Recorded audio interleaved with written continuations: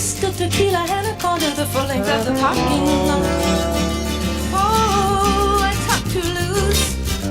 Again, I talk too open and free.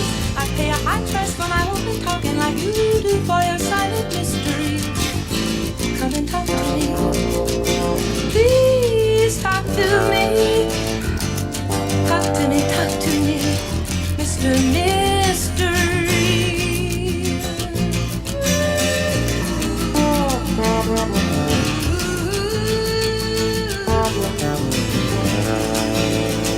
We could talk about Martha. We could talk about landscapes. All right. It is time for you to talk to me. Thank you, Joni Mitchell. By the way, if you've never listened to that song in its entirety, she does a really excellent chicken impersonation elsewhere in that song. I mean, really good. Not like Arrested Development, where none of the Bluth family know how to make a chicken noise. She really can do a chicken noise. All right, so the number, this is Ask or Tell Me Anything. So the way that works is that you call in with a topic of your choosing. And it doesn't have to be important. It doesn't have to be a hot take on the news. It could be about something that you've just been thinking about. That's ideally would be something that you've been thinking about. And the number is 888-720-WNPR. That's 888-720-9677. If you're not into the alphanumeric thing, I'll say it again, 888-720-WNPR, 888-720-9677. We have what we call the Hill of Beans rule here, which is that your call, your comment, the set of thoughts you mean to share, either in the form of a question or a statement, you need not amount to more than a hill of beans. So, that creates quite a bit of room for other things. So while we're waiting to see if anybody actually takes me up on this offer, I will say a little bit about yesterday. Yesterday, you may have noticed, if you're living anywhere here in the Northeast or lots of other places in the country, you may have noticed that it snowed. And one thing that our senior producer, Lily Tyson, always says is, I hope you get a chance to enjoy the snow. You see, as a dog walker, I don't really think that way. First of all, as a dog walker, as a dog owner, my partner, the significant other, and I often talk about the possibility of fencing in the yard. And I always think if I fenced in the yard, I would stop. I wouldn't have to always go for a dog walk. And the fact that I always have to go for a dog walk means that I get a certain amount of exercise whether I want to or not. And I think that's actually pretty good. It's sort of a good thing that several times a day I have to go. I can't just push the door open and send the dog out. And if you want to know the truth, those of you who do have fenced-in yards who do that, I kind of look down on you. I'm sorry about that. I just can't help myself.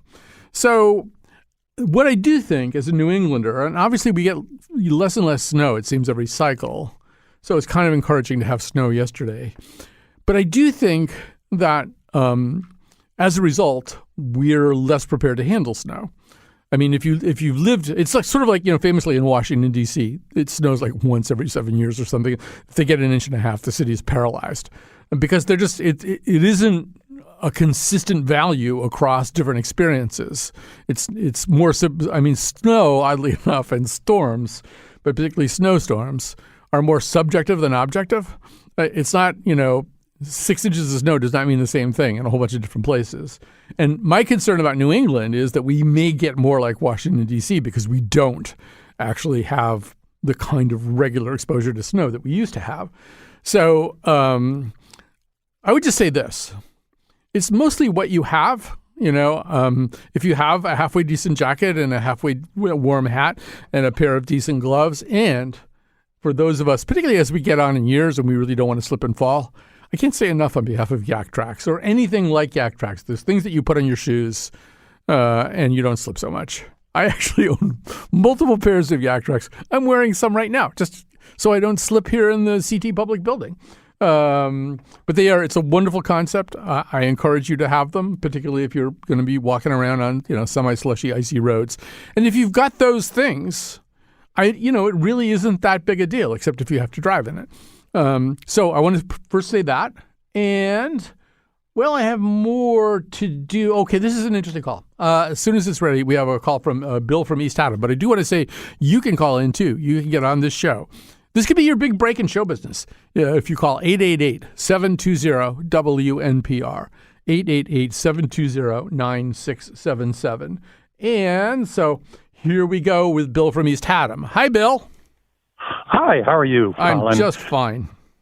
Good. I was wondering if you've put any thought into the weighty issue of what you're likely to see Mickey Mouse doing now that he's been taken off of copyright. And I have some things that might happen. Well, yeah, let me hear your things. And what I'm trying to process, too, like is it Steamboat Willie and all that stuff, or is it just like Mickey Mouse now considered to be totally fair game for anybody who wants to make use of him? Is Mickey Mouse totally public domain, or is it just early Mickey Mouse? This is the kind of thing McPants would know. All right, we'll continue. I think it's just early, but I'm not exactly sure. I think one of the first things Mickey's going to do is he's going to be overheard talking to Ann Landers saying that he really dislikes children and he wishes he could get some more weighty roles. Well, that's entirely possible. First of all, so I'm looking at it right now, and it says I think he is kind of about to become public domain in 2024. Some of the early works had already been moved into the public domain. Anything published in 1922 or earlier was pushed into the public domain. And then there's the so-called, and I do love this, Congress passed the Sonny Bono Copyright Term Extension Act, adding 20 years to the terms of older works, keeping 1923 works backed up until 2019. But it's unclear to me how much Mickey we've got. But I do think, a lot of possibilities open themselves up. Although I feel like there's a lot. I think the Disney lawyers will just, try to enjoin you no matter what you want to do. But say more about your thinking here. Well, another one is he could go to a biker bar and imbibe too much and get in fights with bikers. He could be in a cage match with Donald Duck. Well, first of all, you're making me feel, Bill, as though this whole Mickey Mouse situation is a little bit of a Rorschach plot. Like the stuff that any person says that they might like to see Mickey Mouse do could say more about themselves than about Mickey, if you know what I'm saying. You could be right. You could be right. Let's see. Can I think of anything else? Well, I think I'm really fascinated by this idea. You might have heard me talking about the plan for an Elmer Fudd origin movie, but like a Mickey Mouse somehow or other kind of live action, non-cartoon origin story movie, kind of, like what they would do with Judy Garland or something, the studio gets hold of her and before you know it, she's on pills and stuff like that. I'm sure Mickey's got a story to tell. It can't have always been easy working in that situation. There's got to be some things he did to deal with pressure. There's got to be things that he turned to. Maybe not the most adaptive solutions, but things that he turned to. Because, you think about a show business icon. A show business icon has 10, 15, 20 years of pressure. We're talking about, a century of pressure from Mickey. Yeah. Well, yeah. Maybe he's really in recovery, from some sort of addiction, and we just don't know it. I think the project we need to be working on is live action Mickey Mouse origin story. I'm thinking Johnny Depp for the role, just off the top of my head, if he hasn't kind of aged out of that kind of thing. But obviously, Timothée Chalamet is getting a lot of that kind of work right now. But that kind of thing, anyway, where we would see the forces that shaped him, would see the kind of Citizen Kane process he went through. Yeah, Johnny Depp, I think, would be perfect. Yeah, as long as he can really do, I don't know, Mickey isn't any specific age, right? That's another thing. He's always been the same age, right? He's always kind of talked like this. So I guess it's not really important how old Johnny Depp is at this point. That's the other thing. Maybe Mickey really is a baritone or has a bass voice, and he has to, and he's lost his vocal cords now. Yeah, he can't do it anymore. Could have been a Michael Jackson kind of situation where he just, kept sounding younger and younger and higher. I don't know. All right, there's a lot to work with, Bill. I think you've opened a satisfactory can of worms. And a lot of stuff. I think like Rhapsody in Blue might be public domain. I don't know in some cases what difference it makes. Obviously, it makes some kind of difference if you're, an orchestra and you want to schedule Rhapsody in Blue and you have to pay the Gershwin estate something. But stuff is going to start coming into the public domain. It's always interesting to see what does flow in here. I'm not 100% sure that Bill and I understand how much of Mickey Mouse is fully available. But I do want to say, and by the way, if anybody else wants to call in, not about that, but about any topic you want to bring up, I do want to say, and the number, if you want to do that, is 888-720-WNPR, 888-720-9677. Lines are open, plenty of room for you. Bring up anything you want. I mean, you can bring up something that you're just genuinely concerned about, perhaps in your community, or you can bring up something like what Bill brought up. Related to this in the area of IP, one of the things that I'm intrigued by are lawsuits currently being filed to inhibit the ability of AI, particularly ChatGPT, to scrape certain copyrighted materials. Because ultimately, what these AI models do, these LLMs do, is they scrape a lot of available data and information and everything, store it, reprocess it, organize it algorithmically. These are essentially very, very fancy prediction engines, but to be prediction engines, they need to know kind of more or less, quote unquote, everything.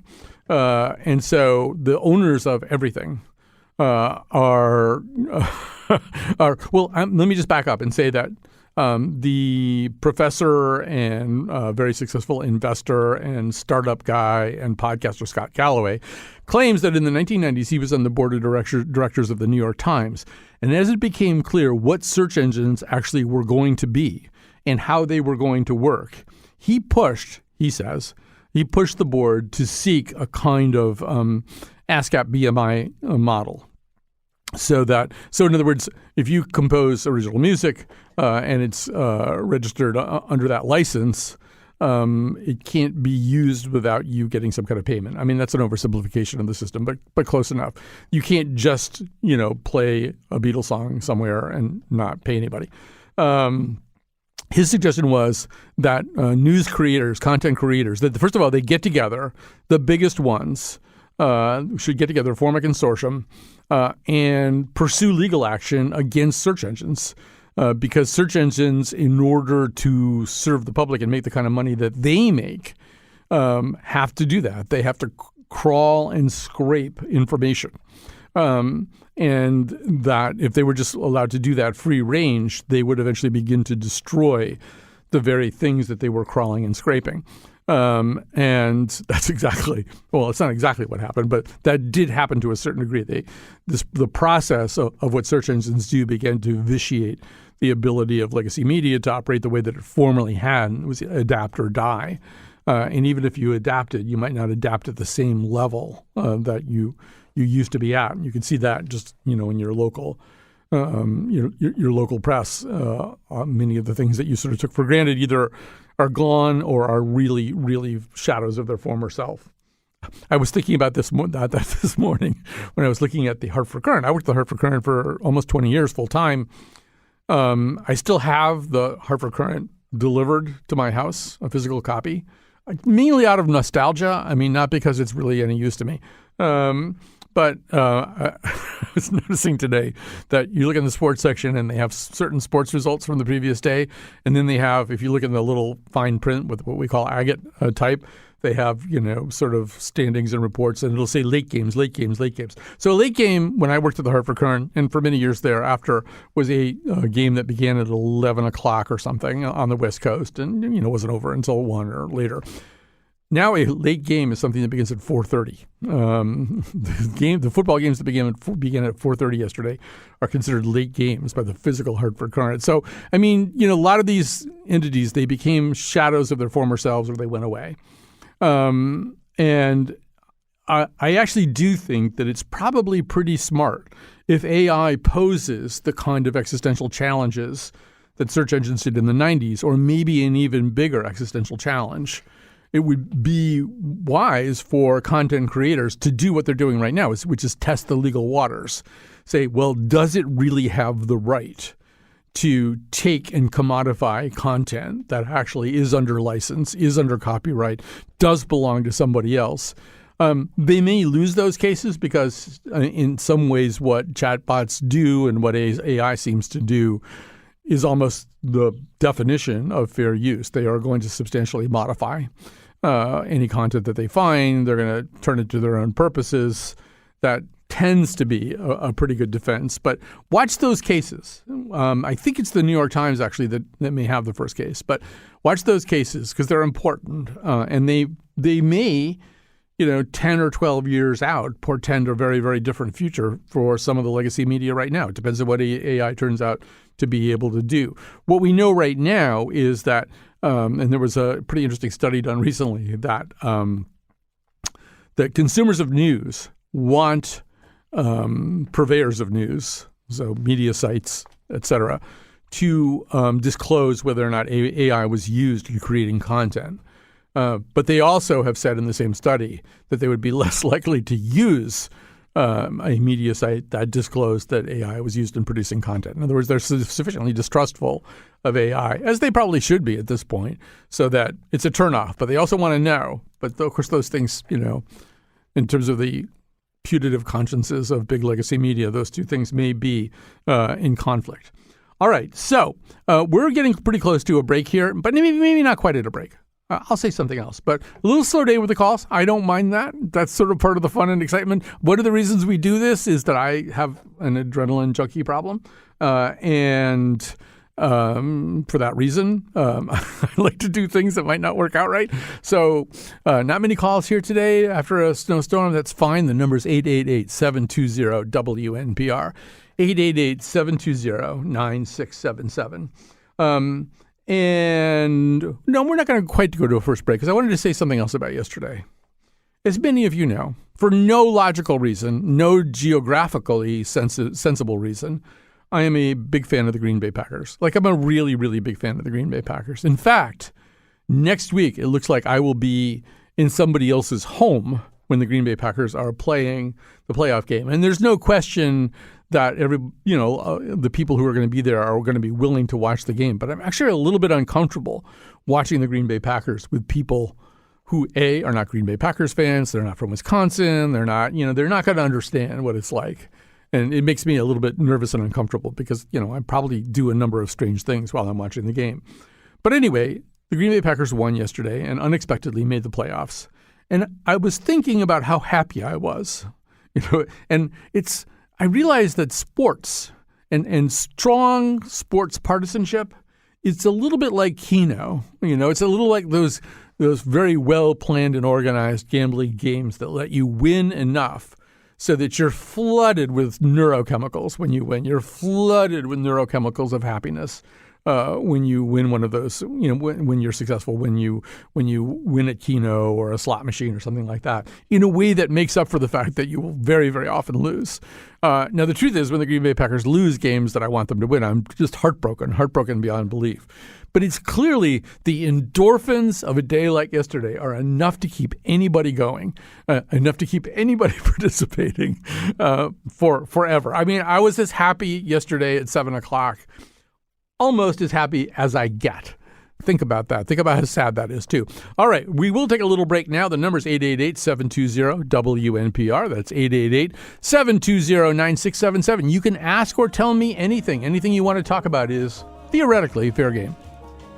And I sound like a loon, but don't you feel it to confess I loved you from the start.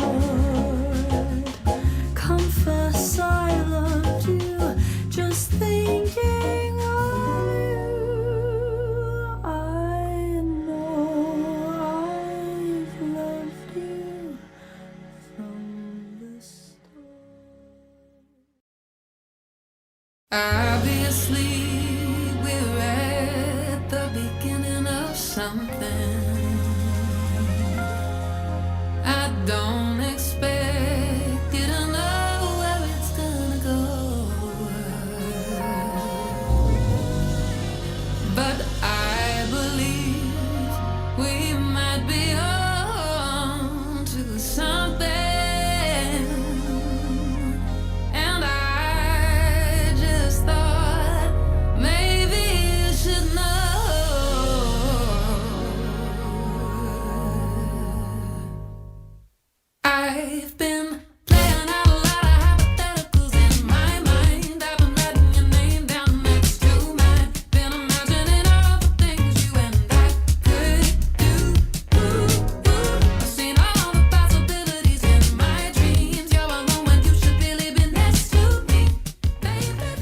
right, yeah, we're up for your hypotheticals. 888-720-WNPR. That's the number to call. If that just sailed by your mind, it was 888-720-9677. We get some calls up on the board here, but it's Ask or Tell Me Anything. The phones will be open for the whole hour, and we have 3 different people to talk to right now. We'll just start at the top with the first person to call. It's Stephen from Oakdale. We've also, oh, no, we don't. Stephen, what happened to you, Stephen? Call us back. All right, we'll go straight to Sue. Sue in West Hartford. Hi, Sue. Hi, Colin. How are you? I am just fine. I can't believe you just were talking about the Packers because I have been distraught ever since 4:25 yesterday afternoon as a huge Packers fan because I couldn't find the game on TV. Yeah, so there's some things that you can do. One of them is earlier in the week, you can just type NFL coverage map into your just into Google or something like that. Just type NFL coverage map. That should get you. There are a couple of different sites that provide this, but that'll give you actually a literal map of the United States with color coding for which games are being played in which markets. So that gives you an opportunity to know how much of a problem that you have. Well, I went on Paramount Plus because I Googled it and said it was on Paramount Plus. I signed up for Paramount Plus, and all that was there was the stupid Giants game. So I was just incredibly upset by it, but I will try your idea. Yeah, well, no, I'll tell you a little bit more. So a lot of it depends. Actually, what I did that made my life better is that I, first of all, cut the cord. I don't have any kind of direct cable service to my house. So I just, everything's sort of streamable. Everything's, digitally delivered. But when you do that, I have to think about exactly how I do this. All right. So when you do that, you need some kind of provider to give you just stuff that's live channels because that's typically not available. So I've got what's called YouTube TV. It's like $70 a month, which is a lot, but it's still way cheaper than cable is. And within YouTube TV, for a small amount more, you get, and Kat, do you know what is it called? Is it still called Sunday Ticket? It's called something like that. Something like that. You for like, I don't know. It's not a lot. It's a monthly charge. It probably is a lot when you add it all up. But then you kind of get everything at that point. So you have several different options. You could pursue something like that. I mean, there's only you'll be able to see next week's game anyway. It'll be everywhere. Although there is, believe it or not, an NFL playoff game that will be on Peacock next weekend. I think one of the Saturday games is on Peacock. So people either have to sign up for if they want to see that, they have to sign up for the trial and then cancel it or whatever. But so the whole thing is just turning into a very complicated nightmare. But the other thing you could do is find some friends who have Sunday Ticket and who would welcome you into their house and, don't have COVID. That's a great idea. I have the same problem you do because if I'm in with some people who are not huge Packers fans, it's a little bit embarrassing. Right. I for a long time, I'm going to name some names. I ordinarily try to protect the privacy of my friends, but I don't think that they would mind. But for many years, I watched the games with my friends Bob and Gail Fromm, who live in West Hartford, and we called their house Frombo Field. And they always had, if you did DirecTV for a long time, had this kind of Sunday Ticket feature. I think almost priced into it. I can't remember, but where you get all the games. So we would go, and everybody was a Packers fan. There are often 6 to 8 of us. And, the kinds of Packers fans who, and I'm not going to name names here, but yes, I am. I already did. Like, if the whole thing comes down to a 38-yard field goal with 2 seconds on the clock, Bob would be like in the kitchen. He wouldn't be able to just even, watch it. That kind of instinct. So that's who you want to be with. You want to be with people who care as much as you do and know that Benny Sapp is a third string, safety called up from the practice squad and stuff. And so find your fellow, if I knew you better, I'd invite you over to my house. But, on the other hand, I could be a psycho killer. So be careful. Be careful. You never know. Thank you, Colin. That could be how I get people into my net. All right. So that was a little bit bespoke. That was probably a conversation most of you weren't that interested in. And we might be about to have, let's do this. We'll do this. We'll come back to Uncle Bill's tweezers in just a second. That's a good one, too. I like Bob. All right. Here's Grace in Milford. Hi, Grace. Hi, Colin. So happy to have you with this program with open questions. I just would like to express my frustration after seeing this blockbuster exhibition at the Met Museum in New York City, Manet Degas. I have to tell you that I hope it is not my last exhibition at the Met because it's so overcrowded. And that leads me to a more general question as a docent at the Wadsworth and as an art lover. Aren't the museum over advertising the art? I know that over at least last 10 or 15 years, I had less and less pleasure of seeing those big exhibitions. It almost leads me to go to the smaller museums with their more modest collections of art, but where art can be truly appreciated. So yeah, I would like to just I have a few thoughts about this, Grace. So first of all, I think we have to acknowledge that there's sort of a damned if you do and damned if you don't quality to this, in the sense that the economic survival of museums does require them to create blockbusters, the kind of I've got to get there, I absolutely have to see this because all my friends will be talking about it kinds of exhibitions. But I completely and thoroughly concede and join in on your point that those are often cattle calls. They're kind of horrible. It's like trying to go to the Musée d'Orsay at 2:00 in the afternoon on a week in July or something when everybody's in Paris. I mean, you do feel like cattle. You do feel like just sort of you're being marched around and just passing by certain picture frames for moments, and it's not the right way to look at art. So the first thing that everybody needs to think about anyway is the importance of dividing your time between that and the permanent collections. I mean, the most absurd example of this, of course, is the Louvre. You go to the Louvre, there's 3 pieces that anybody knows about that are in the Louvre. One of them is the Mona Lisa, which is just crowded with people who want to take selfies or whatever the hell they want to do. They want to go see the Mona Lisa so they can say they did it, so they can check the box. The Louvre obviously has this gigantic collection. And if you wander away from those 2 or 3, lost leaders, you can have fabulous paintings across centuries of time all to yourself because nobody's going there. And I do share your sense that art contemplated in leisure without a huge amount of crowds, without this kind of sense that you're at some kind of rave, is the better way to do it. Sometimes it is that little odd epiphany that you have. You're looking at some Giacometti sculptures and then you look over at a Salouet wall drawing and suddenly it all makes sense to you for one blazing moment and then you can't remember what it was you were thinking about. But those kinds of really wonderful moments with the fine arts, they don't happen for the most part in the stuff that you're talking about, where you and 400 people are trying to look at the same painting at the same time.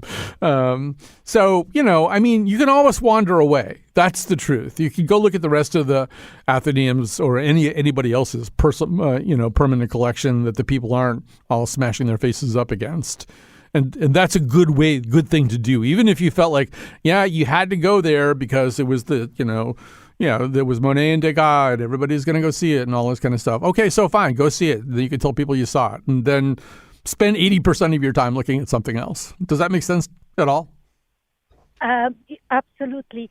And it also leads me to, because these are absolutely like damnable questions that we might have when it comes to do we do it or we don't. But then we have to sometimes close the museum because we can't exist.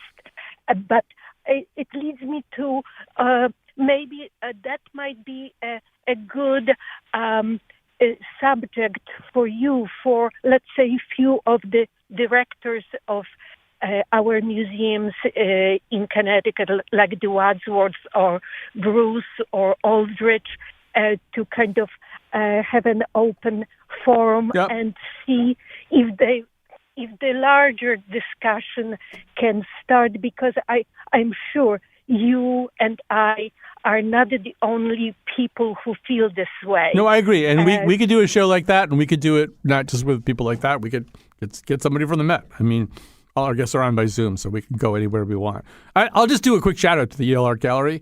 And I think the Yale British Art Museum is still this way too. These are, I mean, it all comes down to money. You know, you need to have big exhibitions and blockbusters and stuff to keep your subscribers interested in the facility, and to get bodies in there, get people walking through the gates, walking through the turnstiles. Was the point I was going to make. Oh, but if you have a lot of money, the way that Yale tends to, you don't worry so much about that. Yale Art Museum is, Yale Art Gallery, whatever it's called. I go there all the time. It's free. You just walk in.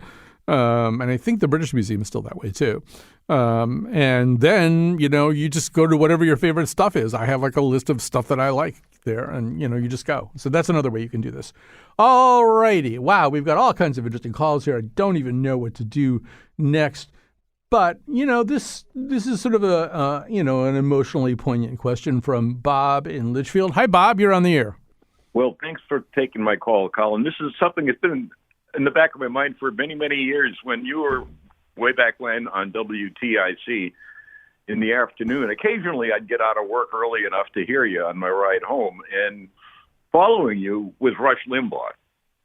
And I would listen to him for a while and then turn it off. And ultimately, you were dropped from WTIC, and Rush Limbaugh continued with his vast audience in America. And I've often wondered what you thought about that. I mean, I couldn't stand Rush Limbaugh. And yeah. So let me just say a little bit about this. So just to fill in the history for people who don't know it. Actually, I was with WTIC for 16 years. About 6 of those years or less, I had a show from 10 to noon, and then Rush would come on at noon. And then for longer than that, more than 10 years, I think, I was on an afternoon drive. So when Rush's show was completed, the next thing you heard was me. So I sort of got Rush from both ends, you should pardon the expression. And the other thing I would just tell you, because it might amuse you and anybody else, I was added to WTIC on the same day that Rush was acquired. There was a big shakeup in the world of radio, and so different things got moved to different places. And so TIC acquired the rights to put Rush Limbaugh on. So I went on the air. I had no radio experience, and did a fairly terrible first show, and I didn't really know what I was doing. And then I did my second show. It was Tuesday, and I still didn't know what I was doing. But one thing that I didn't understand was, so radio stations have delay. To prevent people from saying bad words, so you can bleep those words out. But what I didn't understand was that TIC in those days would go into what they call straight time during the news, just because you need to coordinate with traffic planes and stuff like that. So you go out of delay, and then delay has to cook up when you come back. So coming out of the news, I took a call from a woman who wanted to complain about the fact that yet the previous day she had for the first time heard Rush Limbaugh on WTIC. And she said, how you people can put that, and then she used the A word on the air. And I darted a look over to the control room, and the board ops was like shaking his head at me, saying, "Nope, can't take it out." So that was my accomplishment on my second day, was that the A word was used about Rush Limbaugh on the air. I'll just say this about Rush, because yes, I sort of had. It was like, being Karen Silkwood at Kerr McGee. I was exposed to Rush Limbaugh materials, radioactive Rush materials. He was always a very, very talented guy. People who didn't like him just thought he was a big idiot. He's a fathead. Yeah, he was a total fathead, but he knew what he was doing. He had very, very sharp broadcasting skills. If you listened carefully, he could be very funny. And I think, we people left of center were just so mad at him. You could sort of forget that he was actually kind of funny the way that he was doing some of the stuff that he was doing. But what bothered me, and I think it was something of the bunny slope leading towards where we are now in terms of truth, in terms of an epistemic crisis, was that he would say stuff that was just radically untrue, and some of it borderline defamatory. And I occasionally I would hear something that shocked me so much. I would go to the program director, or usually the operations manager where I worked, and I would say, he just said this thing, it's so racist and not true, or so and should we run a disclaimer or something saying that doesn't represent the views of our station? And he would look at me invariably like I was out of my freaking mind because the way that this kind of radio works is it works by pushing the envelope. And I ultimately understood that was my job too, but from a different political orientation. Push the envelope as far as you can go. Until somebody makes you stop, you push the envelope as far as you can go. So they weren't interested in having Rush Limbaugh be reined in. They were interested in having him go to extremes because that's what sells and that's what their demographic worked. So I don't know. I mean, he stayed. I left. He stayed. I don't know. They purged me and anybody else who was not pretty far to the right, all on the same day. Diane Smith and Stan Simpson and I all got bounced out of there. So, that was good company. I don't know.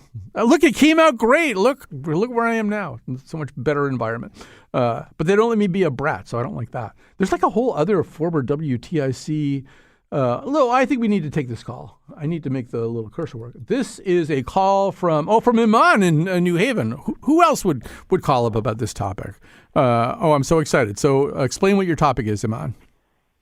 Sure, Colin. I was thinking, actually, I think you re-aired your episode about invisibility recently, and it made me think it would be cool to have you guys talk about teleportation and, like, what would it take to actually get there. I really want teleportation to happen. I was thinking that in, like, high school when I was learning Spanish, we could have taken field trips to Mexico City and went to like Frida Kahlo's house, and that would have been really cool. I'm sure there are other great applications for teleportation, like seeing family more, or like, not using planes that add to climate change. And obviously then we'd have to power teleportation with like green technology. But I don't know. I wonder why that's not something, if it's even possible. Maybe like scientists are already like, okay, truly cannot happen. We cannot rearrange people's particles safely. But I don't know. I'm curious if there's anyone thinking about that kind of stuff in a realistic way. Yeah, I would be shocked if there isn't at DARPA an ongoing teleportation project, and probably at the Russian equivalent of DARPA and a few other superpowers as well. You're right. It would be a great topic. The person who took your call, Lily Tyson, is the kind of person who would probably produce a show like that. I can see her nodding in there. She already wants to do a teleportation show. You've already changed the course of history, Iman, just by suggesting this. But the other thing that I think is kind of amusing. So, most of the tech sector, as we know, is underregulated. I mean, Facebook just does whatever it wants and does like horrible things, and it, causes depression and people to value their own lives more and teens to go off in horrible directions. And nobody can do anything about it, apparently. The federal government lacks the will to do anything to regulate the tech sector. It's sort of why, you've heard me say this before, when I look at something from the tech sector, I think that's something that probably is under-regulated. Like, neither Lily Tyson nor I have Venmo, because my theory is nobody knows how Venmo works, and it's not being regulated by anybody. You're just kind of hoping Venmo works. So the teleportation would, I think, have some other interesting problems. For example, let's imagine that, since I just mentioned in passing the Musée d'Orsay in Paris, let's imagine everybody wants to go to Paris, right? Because it's the most popular tourist destination. And the only reason everybody, quote unquote, isn't in Paris is because they have to buy plane tickets and go through Charles de Gaulle Airport. And there's that's why everybody isn't in Paris. Sure. So one problem you might have is you might have to, like, people want to go see Frida Kahlo's house. I don't think there's going to be a huge problem there. I don't think there's. There was a long line to get in when I went to Mexico City. All right, so maybe there is a problem. So what if that line was 4 times as long because nobody really had to go through much of anything? Of course, the other question, it has to do with passports, border security. I mean, think of all the inveighing that goes on right now about border security and the attempts to make it the predominant issue in this election year. Imagine if you could just step into, Scotty's transporter and just be descrambled in a location of your choosing. Well, so that makes me think about Star Trek a little bit. And right now I'm watching Deep Space Nine, and sometimes they visit Earth, and Jake goes to see his dad or his grandfather in New Orleans to visit his restaurant or whatever. And it's all like, there is just one Earth government. So there is no need for passports and all of those things. So maybe but they routinely, Iman, beam down to planets where people don't even know they're coming. I know, that's kind of intrusive. It's like, what are you doing here? You didn't go through customs. What are you doing here on Valoria? Well, I don't know. We just beamed down. We didn't even know there was anything we had to do. Why? Is there something we got to do? Yeah, there's TSA over there. Go get frisked. That's a good point. You guys have phasers with you. What are you doing on our planet? But I love the question. I mean, I want teleportation too. I think about it. There's a lot of places I would like to go right now. I mean, I'd finish the show first, but then I would probably, I'd probably go to Milan or something. All right. Thanks for the call. For the afternoon. There you go. For the afternoon. Exactly. Yeah. Maybe drive north a little bit, go up to Asiago, buy some cheese, and then teleport home. Why go to Whole Foods when you can go to Asiago? All right. We got to take a break. I love that question. You can call 888-720-WNPR, 888-720-9677, and I will answer your call, I guess. Probably. Which will you hope for? Which can it be? Which will you take now?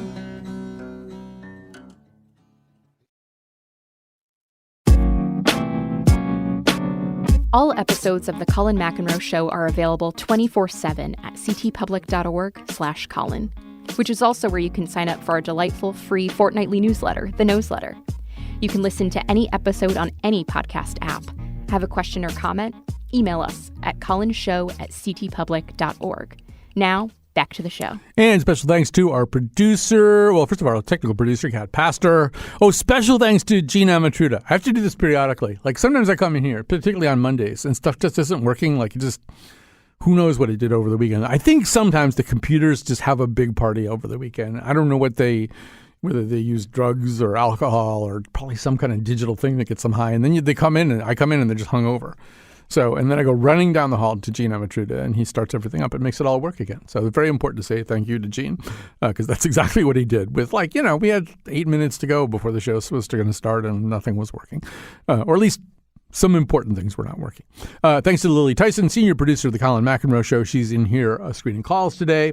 We have some exciting... Can I just quickly tell you about a show we're doing later this week? Because I'm excited about it. You may have noticed that for some reason or other, the Civil War is really important right now. You got Nikki Haley who choked when she was asked about the causes of the Civil War. Then over the weekend, Trump said that maybe they could have negotiated their way out of it. It was such a sad thing, so much loss of life. Maybe they just should have negotiated, cut a deal. If somebody knew at that time what you might refer to as the art of the deal, maybe we would have gotten out of this. But Trump is also being prosecuted. One of the articles of one of the charges brought by Jack Smith in the January 6th case has to do with deprivation of the right to vote. I forget what the legal term of it is, but it was a law passed at the time of Reconstruction at the end of the Civil War. And for that matter, the 14th Amendment, Section 3, which is the means by which he has been excluded, at least for now, from the Colorado and Maine ballots, is also a post-Civil War measure. It was drafted in order to keep people like Jefferson Davis from running for office and becoming president. So really, we're kind of stuck in the Civil War right now, and we don't know why that is, but we are very interested. Well, maybe we do know what it is. I have no idea. All right, so let's see. All of these look very interesting. Well, we'll get this out of the way. This is a little bit of storytelling, although I think it did come up recently on a show produced by McCusker the Wonder Kid. But here is Mark from West Hartford. Hi, Mark. Hello, Colin. Thank you for taking my call. Sure. Your recent newsletter made me interested in knowing about your drive time, and I miss you on that other radio station during the drive time. But during that drive time, you often hawked Uncle Bill's tweezers. And I want to let you know that I enjoyed them so much, I bought two. I was wondering, do you own a pair of Uncle Bill's tweezers? I do. Well, over the years, I've owned a lot. So let me just back up and say this. Uncle Bill's Tweezers was not an advertiser. What happened was I decided to try to start the most pointless game show I could think of. So we had a game show that aired, I think, on Fridays. It was called Win Those Tweezers. And it was sort of a quiz show. I don't really remember all the details, but what you got out of it was instead of like $64,000 or something, you could win a pair of Uncle Bill's tweezers. And they were made locally, and they were like cut out of one piece of metal with high precision tools. And if you won, you would get your name engraved on the tweezers. And also there were celebrities who would go on. Oddly enough, one of the people I remember going on, like Dick Blumenthal went on. He played with those tweezers. And I know for a fact that Henry Lee played with those tweezers. And he had a very interesting way of winning. He won, and he did fine. But anyway, yes. And then we wrote a theme song for the show.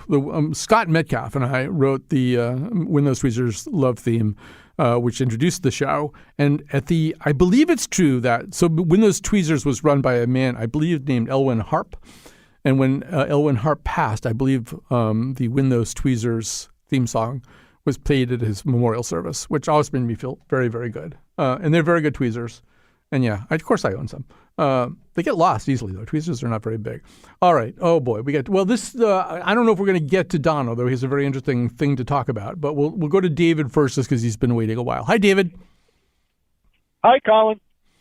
So, as a truck driver, I'm against teleportation because they're going to start doing widgets before they do people. Maybe they could they could do a weigh-in thing, like they do with trucks. Basically, if it exceeds a certain weight, you can teleport it. We can regulate the crap out of teleportation. Anyway, continue.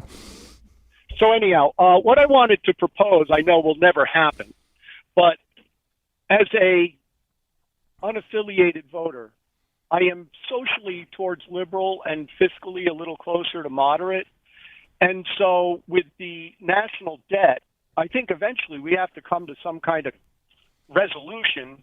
And so I think what they need to do is match dollar for dollar tax cuts, tax increases with spending cuts. Have the Democrats do the spending cuts. Have the Republicans do the tax increases so that they don't try and deliberately screw over the other party. You are a dreamer. I guess, when you're driving down that highway, thoughts come to you. And I love that you're thinking about it this way. I mean, there are reasons. I mean, first of all, deficits aren't quite as bad as people sometimes think. Paul Krugman, although he has changed his tune a little bit lately, but Paul Krugman has said for years, federal borrowing isn't necessarily a bad thing. A fairly good-sized debt or deficit, which is the rate at which the debt grows, are not necessarily terrible things. And, of course, a little bit of the problem – I mean, I love your concept, but a little bit of the problem is entitlements. Entitlements grow, kind of whether you do anything or not. There are things like that. There are entitlements and other federal commitments that grow just as a matter of course as opposed to a new appropriation. I don't know. I'm not sophisticated enough to know what would be the right thing to do. But I will say this. You're right in suggesting that there's a partisan structure to all this. And, typically the Republicans say that the Democrats are all about tax and spend. Although when the Republicans are given a great deal of power, in my experience, they don't really cut spending as a whole. They shift spending. I mean, look, for example, Reagan just shifted a lot of spending over to the Defense Department, and then they increased the deficit. I mean, Republicans are, I find, more eager borrowers because they can do that in lieu of a tax increase. It's easier to borrow politically than it is to raise taxes. Trump just proved that in his 4 years. So somehow or other, everybody has to get their partisan inclinations under control. And I have to get myself under control. Don from Wallingford, I'm so sorry we didn't get to your story. Call next time. We'll do it again in 2 weeks. Thanks for listening today. We got to go.